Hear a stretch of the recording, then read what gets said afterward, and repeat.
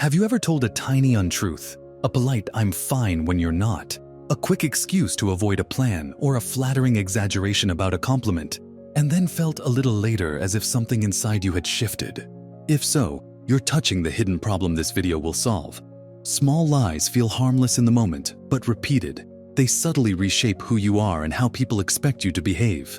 In this episode, we'll x-ray the mechanics of micro-lies, map the psychology and neuroscience behind the slippery slope, and give you a practical, honest minimization toolkit, scripts, daily experiments, and repair techniques, so you can reduce needless falseness without becoming blunt or hurtful.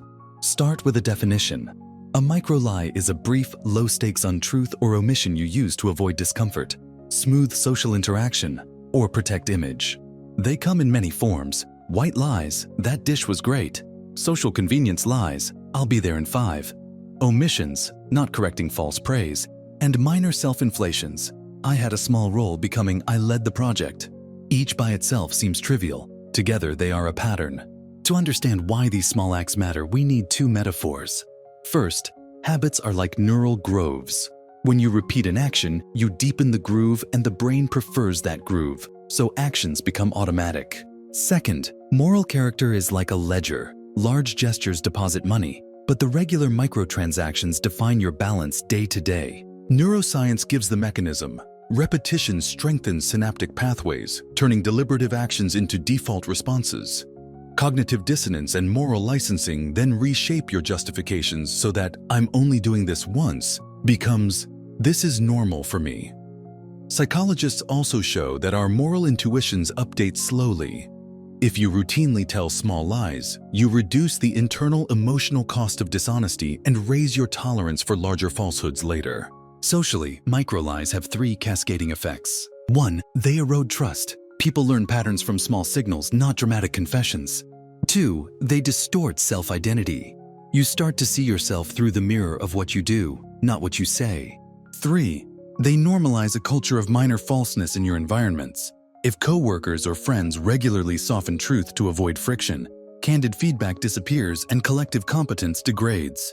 But this is not a call to austere confession or public radical honesty. It's a call to intentionality. The middle path is what we call honest minimization. Reduce unnecessary lies by replacing them with brief, kind, and truthful alternatives that minimize harm without abandoning authenticity. Here is a practical toolkit you can start today. Step 1. The pause rule. Before you speak, take one breath and ask, "Is this true, helpful, and kind?" If the answer is yes to at least 2, proceed. If not, consider a truthful minimization. The pause both reduces automatic politeness and gives you space to choose tone. Step 2. The micro-swap library, short phrases you can use instead of a lie. Instead of "I'm fine," try "I'm managing, thanks for asking." Truthful plus soft. Instead of "that was great," try "I liked X about it," specific and honest. Instead of "I'll be there," try "I want to come, can I confirm by X?" Honesty about uncertainty. These micro-swaps preserve relationships while aligning speech with reality. Step 3. The repair script for slips. Acknowledge, clarify, commit. "I wasn't fully honest earlier about X. I said it to avoid discomfort. I should have said Y. Going forward, I'll do Z." Repair builds credibility because it demonstrates accountability. Step 4. The social audit. Track 1 week of micro-lies. Keep a small note of every minor untruth you say and the motive behind it. Convenience, avoidance, flattery, fear. Reflect nightly. Which were harmless, which felt dissonant, which had unforeseen consequences. This is data, not self-shame. Data rewires behavior. Step 5. The prediction test. Before telling a micro-lie, predict the outcome honestly. Will this small untruth change anything tomorrow? If the answer is no, ask if the lie is worth the internal cost. Often it isn't. Step 6. Practice scripts and roleplay. With a trusted friend, rehearse saying the micro-swap phrases aloud until they stop feeling awkward. The muscle memory reduces the temptation to default to a lie under social pressure. Step 7. Distinguish harms. Use a simple filter. Is this lie protecting someone's safety or dignity? Or is it protecting social convenience or your image?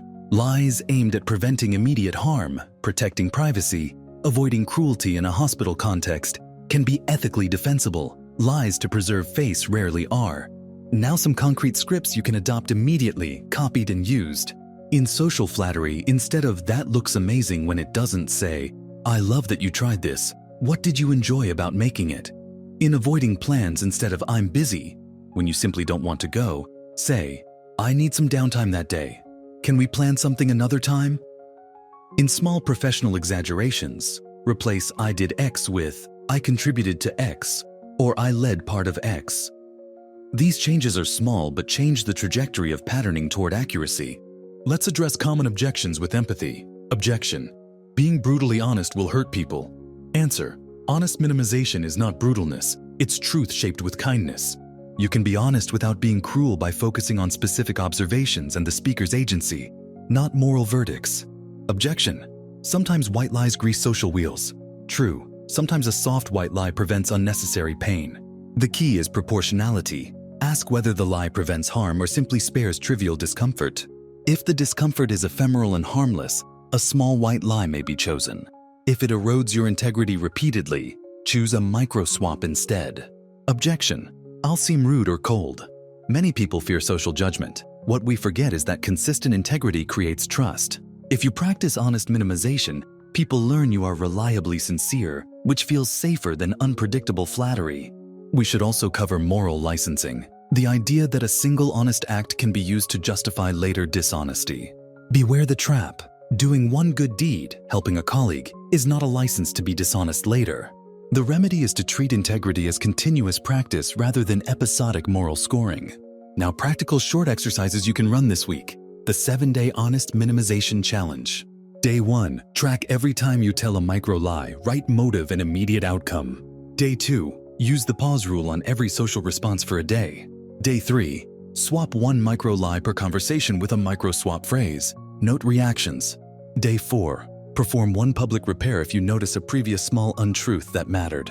Day 5. Practice role play with a friend. Give and receive honest but kind feedback. Day 6. Do the prediction test before any white lie. If prediction shows no long-term effect, consider a swap. Day 7. Reflect in a short journal. What shifted in you? What surprised you? How did others respond? These micro-experiments create new neural grooves and recalibrate your internal ledger.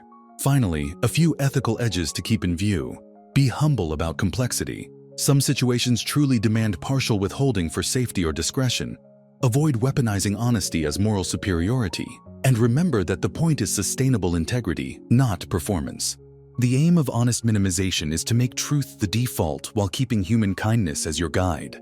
Over time, these small choices accumulate into a reformed moral compass. You'll feel less mental friction, your relationships will be clearer, and your self-image will better match your day-to-day life. Try one micro swap now. The next time you're tempted to say, "I'm fine," breathe once and say instead, "I'm okay but tired. Thanks for asking." Notice how you feel inside and what the other person does. That tiny data point is the beginning of a new pattern. If this toolkit helped you see a practical route out of the slippery slope, support the work. Like, share, and subscribe to Mind Unlocked. Think of it as weekly maintenance for your moral instrumentation. A compact lab of small experiments that, compounded, can quietly change who you become.